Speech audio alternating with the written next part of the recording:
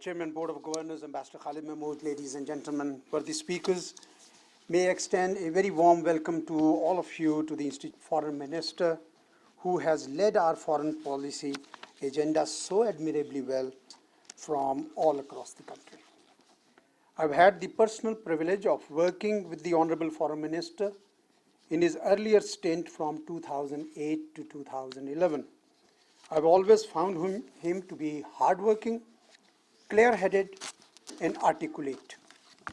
Pakistan is fortunate to have Tan posed by Modi's India has earned him and indeed our respected Prime Minister Imran Khan laurels from all walks of Pakistanis and the international community. Our foreign policy today resonates what our Qaid Muhammad Ali Jinnah advised us in 1947, peace within and peace without. Chairman and I would also like to thank the Foreign Minister for his special attention and patronage to the work of this institute. His 2 visits to the institute reflect the importance that he attaches to what we do in terms of providing inputs to the Foreign Ministry and other stakeholders. We hope that you would find our work useful for the foreign policy objectives of Pakistan, Mr. Foreign Minister. Ambassador Yao Jing was all confirmed to attend today's meeting. An important delegation from China is visiting Pakistan, and as we speak, talks are being held in the Foreign Ministry with the Foreign Secretary, in which Ambassador Yao's presence was necessary. However, he is being represented by the Commercial Counselor who will deliver his remarks. Let me mention here, Mr. Foreign Minister, that the China-Pakistan Study Center housed in this institute is a joint program of the Chinese Embassy and the institute. The ambassador and his team are collaborating with us closely as we seek to vitalize the role of this center in bringing greater understanding between our 2 countries and our 2 peoples. Here it would be a remiss if I do not recognize the sterling leadership that the Director of China Center, Dr. Talat Shabir, is providing to vitalize the activities of the center. Besides today's conference, we are bringing together tomorrow all the China centers of the country. There are about 16 China study centers all across in a round table that we will hold tomorrow. The idea is to seek their inputs for creating harmony in the work of all these centers. We've also launched a quarterly magazine called Pivot. Many of you must have seen that. I thank Dr. Shabir and his team for their efforts to promote relations with our important northern neighbor, People's Republic of China. Ladies and gentlemen, Pakistan and China share an enviable history of all-weather friendship. Whether it was the Cold War, post-Cold War globalization, post-9/11 US-led war on terror, or the recent return of major power competition, China and Pakistan have always stood together. We can certainly take pride in the unique consensus that we have achieved through the decades. The economic component of our bilateral strategic relationship has lately assumed higher substance. The China-Pakistan Economic Corridor is the cornerstone of the current phase of cooperation. We have so far done well. However, there is an emerging consensus that we need to further enhance the level of our economic cooperation. A welcome opportunity arose when Prime Minister Imran Khan visited China recently and held talks with President Xi Jinping and other Chinese leaders. Both governments agreed to explore additional areas of cooperation alongside CPEC framework. The socio-economic development envisioned by our leadership would boost cooperation in areas from agriculture to education and health, to poverty alleviation, and enhancing Pakistan's industrial capacity and its export base. This agreed development agenda has taken our bilateral cooperation to a whole new level. This has made CPEC more comprehensive and befitting for Pakistan's development needs. It is in this backdrop that today's national conference titled Pakistan-China Economic Cooperation Next Level was conceived. Our objective is to generate ideas and suggestions in pursuit of the socio-economic development agenda agreed upon by the leadership of Pakistan and China. Participants have been invited from universities in all provinces of Pakistan and other parts of Pakistan, as well as representatives of various China-focused institutes and centers, again spread all across the country. That the Foreign Minister himself has come to inaugurate this event signifies the importance that this government attaches to taking the bilateral cooperation with China to the next higher level, and to that end seeking inputs from all walks of our society. The conference is a public event, and its outcome would be in the form of actionable suggestions and recommendations for policymakers and stakeholders. In the end, I would again express my gratitude to all the participants and guests, especially the chief guest, the Honorable Foreign Minister of Pakistan. I hope the conference sessions would enrich us with a deeper understanding of this important subject. May I now invite the representative of Ambassador Yao, Dr. Wang, to present message of the ambassador.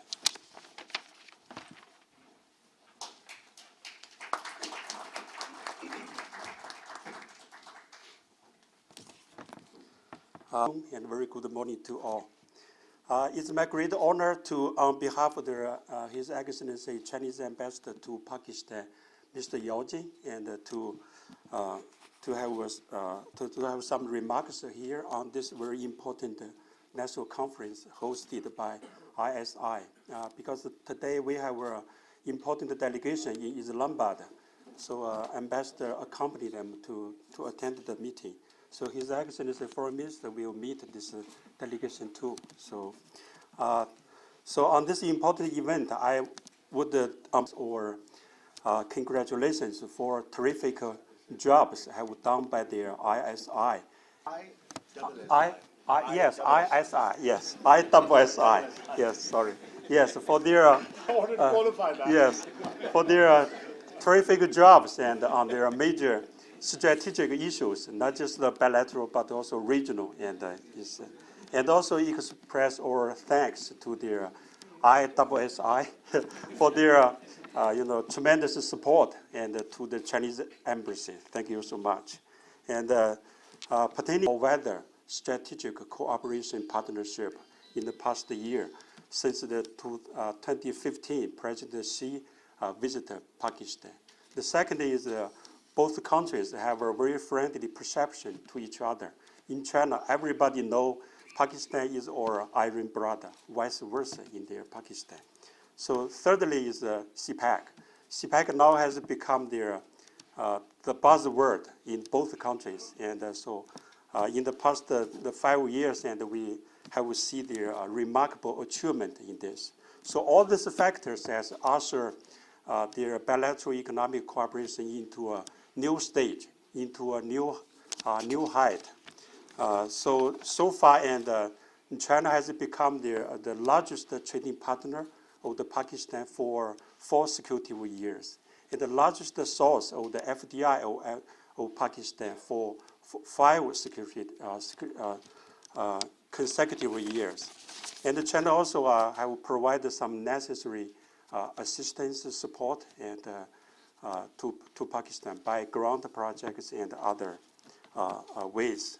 So about regarding the CPEC, this in the past 5 years, and so far there are 23 early harvest projects are in the implementation. In the breakdown, 9 have completed, and 14 is under construction. So there are other mega project is in their pipelines. So that's general information about that. And I would like to mention that the CPEC has created there is economic and social benefit for both countries, and or even for the region. So far, CPEC projects has created 70,000 jobs for their local people, and it's according to their scholars' estimates, and by 2030, and there will be more job opportunities could be created there. So it's about the next level. I think it's because after their new government under the leadership of the Prime Minister Imran Khan, and both countries have make a commitment to fully complete the CPEC and to enhance the bilateral economic relations. When His Excellency Prime Minister visited in China, when their CPEC, the 8th their GCC meeting was held in Beijing last December, both sides has reaffirmed this commitment. And so we are very confident about the future of the CPEC, about the future of the economic cooperation between two countries.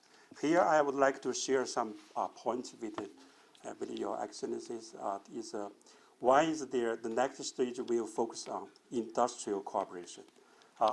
Under their framework of CPEC, SEZ is one important part. But now we will put more priority, more focus on this sector. So far, we have the 4 SEZs is under the priority list. One is the Rashikai, their SEZ. Now maybe could be finalized their discussion and negotiation between their one Chinese company and the PK, the government. The second is Beijing in Xinjiang province and the M3 in their Punjab, and the high-tech park in their Islamabad, and others is in pipelines. That's one their aspect. The other is encourage more Chinese company to invest here. I can take one example. One Chinese named the Challenge Textile Company. They have their investor here and hire 1,000 local people and work for this company and export every year and $200 million US. So accounted for 1% of the total that they export of the Pakistan. So we will encourage more Chinese company to come there, Pakistan. The second part is about their social sector, just like I mentioned of the DG of the mentioned earlier, and now we have the expert group of their visit Pakistan to conduct the thorough and deep investigations and discussions with the planning department or planning ministry and the local government to set up the priority. Mainly is covering the 6 sectors. One there is agriculture, education, health, and the poverty elevation, watering, and the training program is such. We hope we can do much more for their the development of the economic and the social development. Yes, the third is trade. Trade is also one important aspect. Now is both governments is their negotiation for the FTA between the countries is ongoing. So we hope that in short term we could finalize this important negotiation, and both governments is work together to provide more market access for Pakistani agro products to Chinese market, and they encourage more Pakistani business community to attend their the China Import International Expo, the Canton Fairs, and other grand the exhibitions in China. So we hope the more Pakistani products could be entered into Chinese market. Last but not least is about the CPEC. CPEC is open to the third parties. We welcome all the excellency and ambassadors to encourage your country's company and to join the CPEC, and we work together to promote the development of the Pakistan, the whole region, and and in the end, I thanks once again, and I hope the Chinese embassy will continue or collaborate closely with IWSI and other research and study centers, and to contribute more to the development of Pakistan. Thank you. Thank you so much. Ladies and gentlemen, our chief guest for today's event is Honorable Minister Shah Mehmood Qureshi, Federal Minister for Foreign Affairs. Minister Shah Mehmood Qureshi, 1983, from the District Council, from where he progressed to the Provincial Assembly. He remained a member till 1993 and served as the Minister of Planning and Development and Minister of Finance of Punjab. He served as the Minister till 2011. On 20th August 2018, he took oath of office as Federal Minister for Foreign Affairs.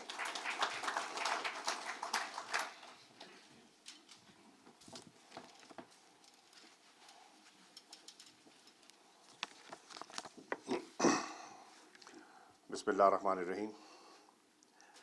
Chairman, Board of Governors, People's Republic of China, Director General Ambassador Azaz Ahmed Chaudhry, distinguished speakers, guests, ladies and gentlemen, Assalamu alaikum and good morning. I wish to express my gratitude to the Institute of Strategic Studies for inviting me to inaugurate today's national conference on a subject that is high on the development agenda of our government.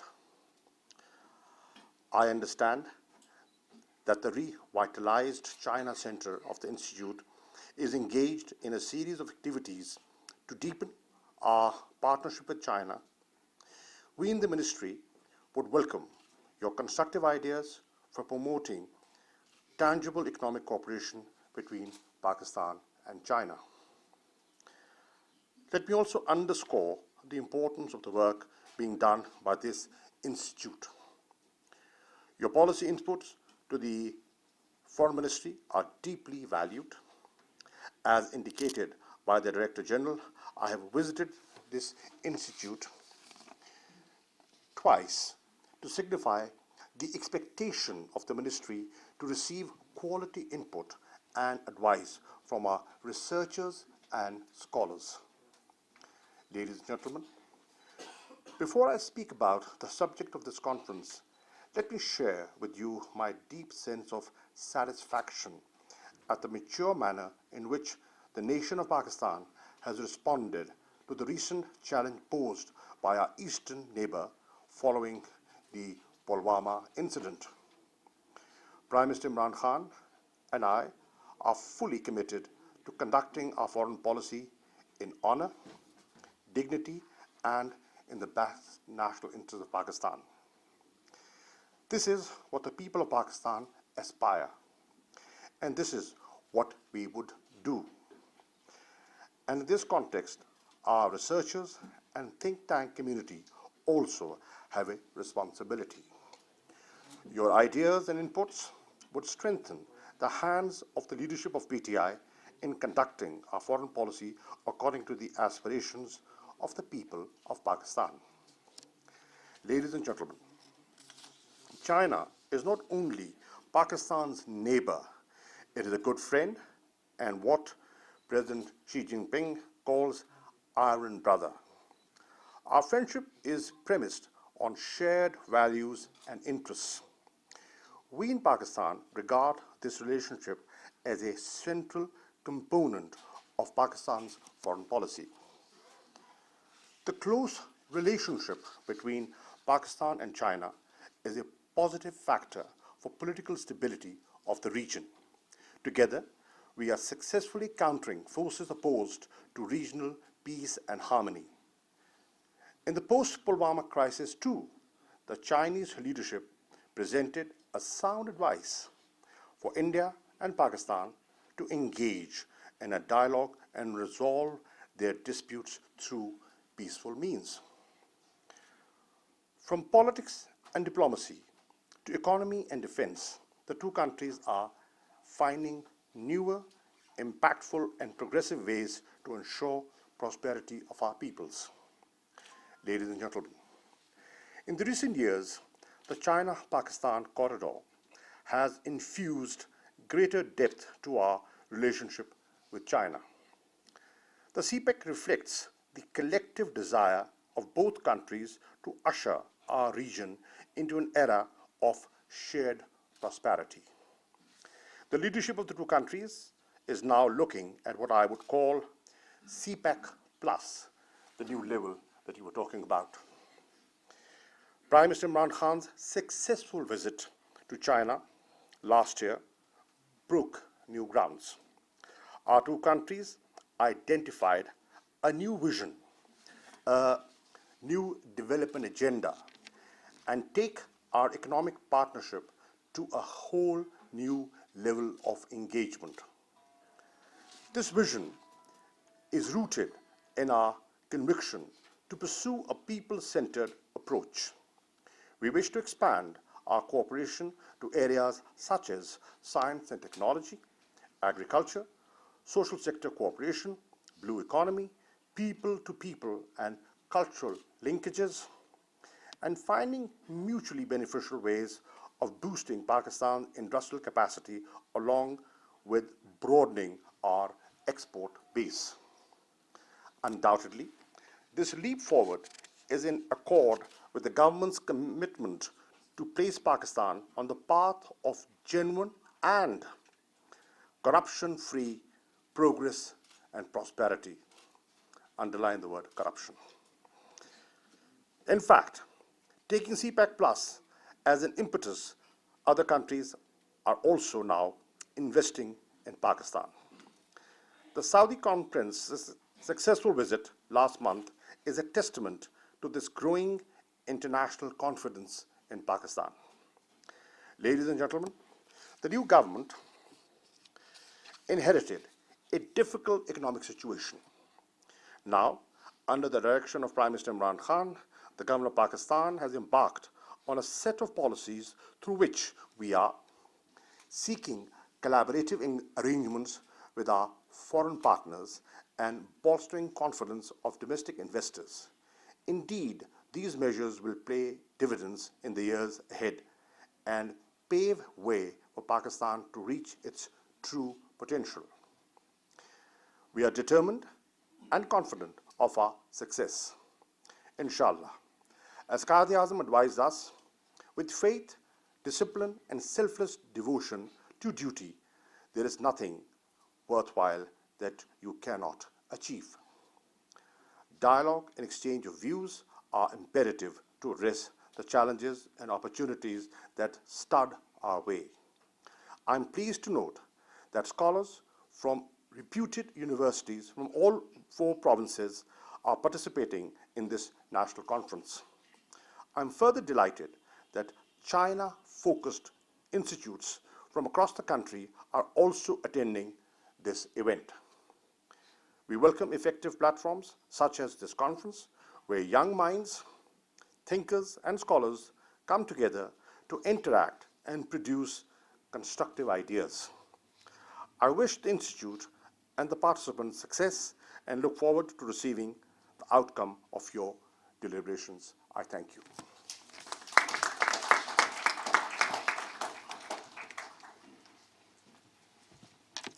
Thank you, sir. Ladies and gentlemen, I would now request Director General, Institute of Strategic Studies, Islamabad, to present the